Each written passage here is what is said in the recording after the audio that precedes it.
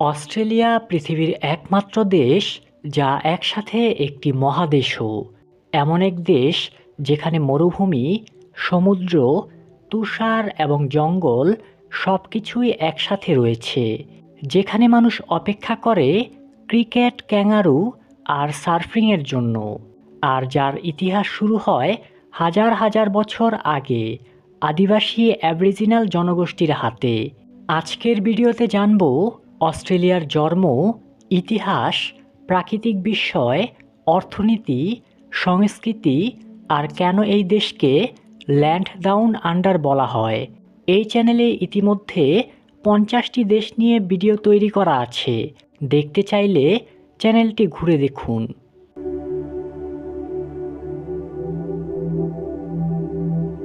Australia পৃথিবীর দক্ষিণ গোলার্ধে অবস্থিত। উত্তরে ইন্দোনেশিয়া, পূর্বে প্রশান্ত মহাসাগর, দক্ষিণে অ্যান্টার্কটিকা আর পশ্চিমে ভারত মহাসাগর। এর আয়তন প্রায় ৭৭ লক্ষ বর্গ কিলোমিটার, যা পুরো ইউরোপ মহাদেশের চেয়েও বড় এবং বাংলাদেশের চেয়ে ৫১ গুণ বড়। তবে আশ্চর্যের বিষয় হলো, এত বিশাল দেশে জনসংখ্যা মাত্র ২,৭০,০০,০০০ মতো। অস্ট্রেলিয়ার ইতিহাস শুরু হয় আজ থেকে ৬৫,০০০ বছর আগে, যখন প্রথম অ্যাবরিজিনাল জনগোষ্ঠী এখানে বসবাস শুরু করে। তারা ছিল বিশ্বের সবচেয়ে প্রাচীন সভ্যতাগুলোর একটি। তাদের ছিল নিজস্ব ভাষা, সঙ্গীত, শিল্প ও প্রকৃতি নির্ভর ধর্মবিশ্বাস। তারা বিশ্বাস করত পৃথিবীর প্রতিটি জিনিসের আত্মা আছে। তাদের ড্রিম টাইম কাহিনী এখনও অস্ট্রেলিয়ার সংস্কৃতিতে গভীরভাবে ছাপ ফেলেছে। ১৭৭০ সালে ব্রিটিশ অভিযাত্রী ক্যাপ্টেন জেমস কুক প্রথমবারের মতো অস্ট্রেলিয়ার পূর্ব উপকূলে পা রাখেন। তিনি এই অঞ্চলকে ব্রিটেনের জন্য দাবি করেন এবং নাম দেন নিউ সাউথ ওয়েলস। ১৭৮৮ সালে ব্রিটিশরা এখানে পাঠাতে শুরু করে বন্দীদের, অর্থাৎ যারা ব্রিটেনে অপরাধ করত তাদের পাঠানো হতো অস্ট্রেলিয়ায় দণ্ডভোগ করার জন্য। এই বন্দি উপনিবেশ থেকেই জন্ম নেয় আধুনিক অস্ট্রেলিয়া।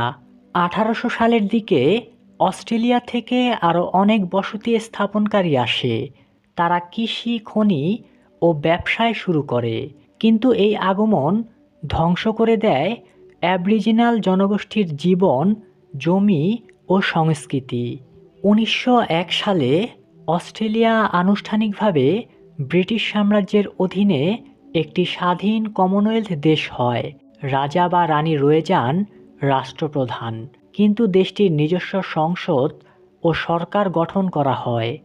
অস্ট্রেলিয়া এত বিশাল দেশ হওয়া সত্ত্বেও এখানে জনসংখ্যা খুবই কম। অস্ট্রেলিয়ার বিশাল অংশ জনশূন্য হওয়ার পেছনে বেশ কিছু প্রধান কারণ রয়েছে। অনেকেই এটির প্রায় ৯৫% এলাকা জনশূন্য বলে উল্লেখ করেন। এর মূল কারণগুলো হলো: ১.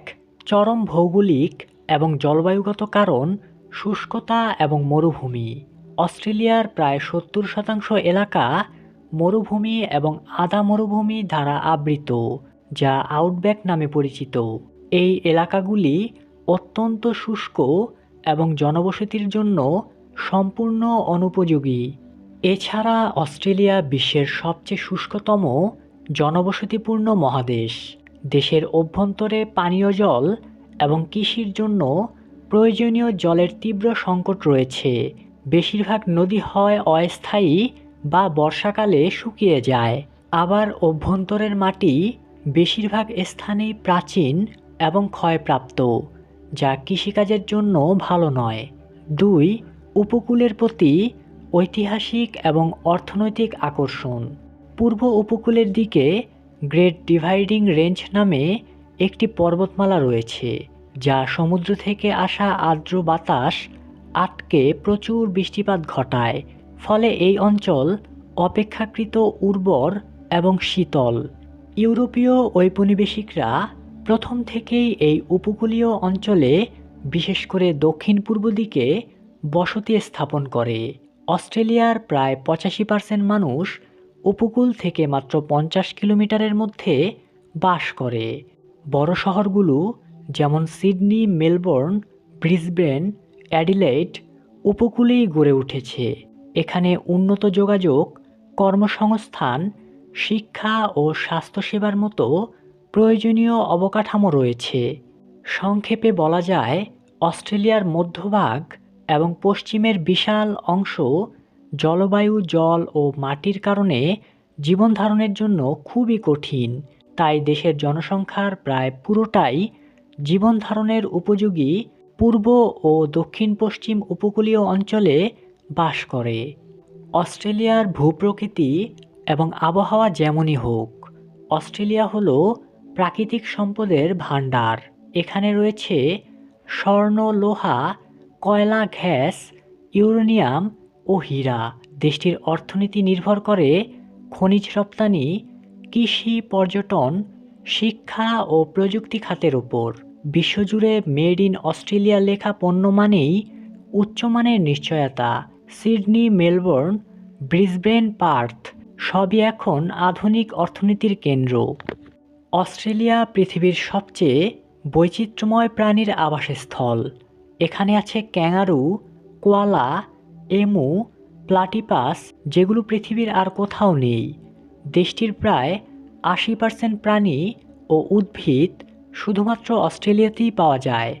আর প্রাকৃতিক রত্ন গ্রেট ব্যারিয়ার রিফ পৃথিবীর সবচেয়ে বড় প্রবালপ্রাচীর ব্যবস্থা, যা মহাকাশ থেকেও দেখা যায়। অস্ট্রেলিয়ার উত্তর-পূর্ব উপকূল ধরে প্রায় ২৩০০ কিলোমিটার জুড়ে বিস্তৃত এই গ্রেট ব্যারিয়ার রিফ। এটি প্রায় ৩,০০০-এর বেশি প্রবালপ্রাচীর এবং ৯০০+ দ্বীপ নিয়ে তৈরি একটি বিশাল সামুদ্রিক জগৎ। এটির মোট এলাকা ৩,৪০,০০০ বর্গ কিলোমিটার, মানে বাংলাদেশের চেয়েও এটি ৪ গুণ বড়। এত বড় যে মহাকাশ থেকেও এটি দেখা যায়। গ্রেট ব্যারিয়ার রিফ কোনো সাধারণ পাথর না, এটা তৈরি কোটি কোটি ক্ষুদ্র প্রাণী, কোরাল পলিপসের ধারা। এই ছোট প্রাণীরা কখনো একা না, মিলেমিশে তৈরি করে বিশাল জীবন্ত নগরী।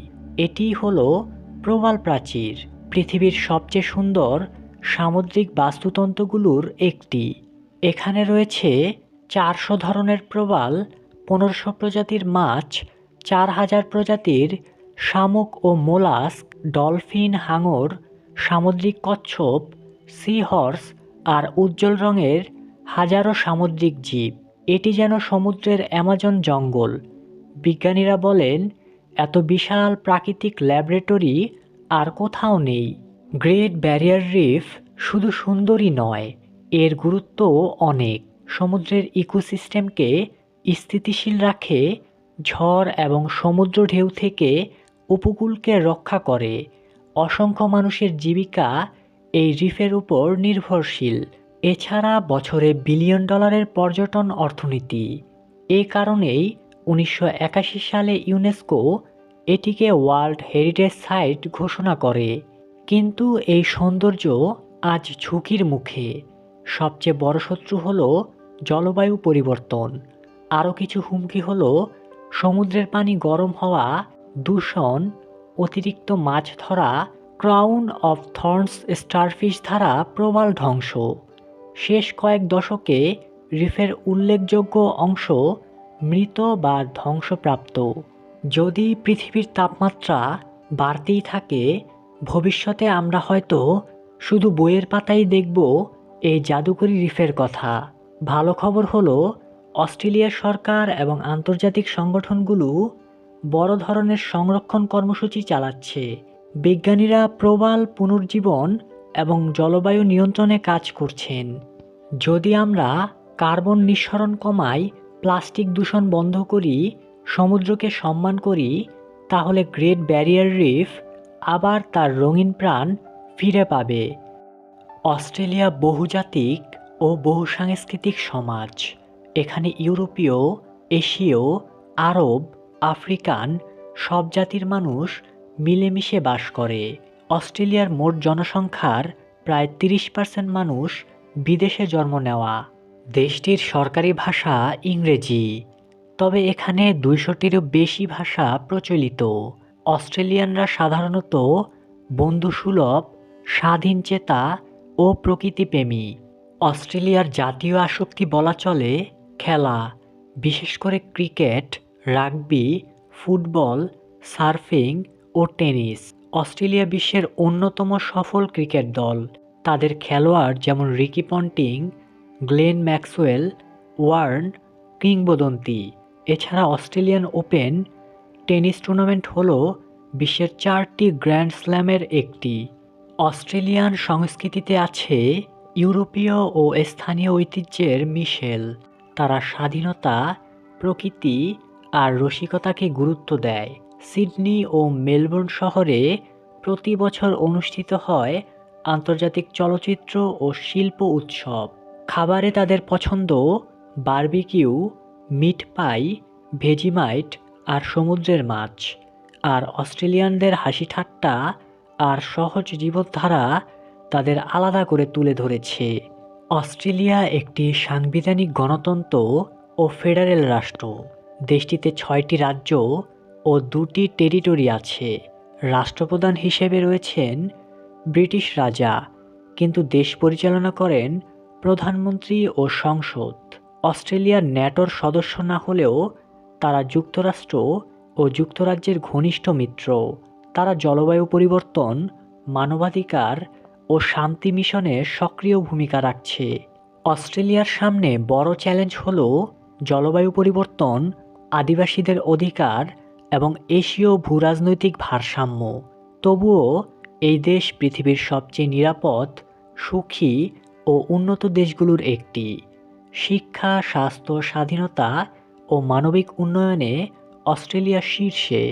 অস্ট্রেলিয়া শুধু একটি দেশ নয়, এটি এক মহাদেশ, এক সভ্যতা, এক স্বপ্ন, যেখানে মানুষ প্রকৃতির সঙ্গে যুদ্ধ না করে বরং একসাথে বাঁচতে শেখে, যেখানে আধুনিকতা আর প্রাচীন ঐতিহ্য পাশাপাশি চলে। তাই হয়তো মানুষ এখনো বলে, down under isn't just a place, it's a feeling. আজকের এই ভিডিওটি এই পর্যন্তই। এমন আরও ভিডিও পেতে চ্যানেলটি সাবস্ক্রাইব করুন আর দেখতে থাকুন এই চ্যানেলের অন্যান্য ভিডিওগুলো।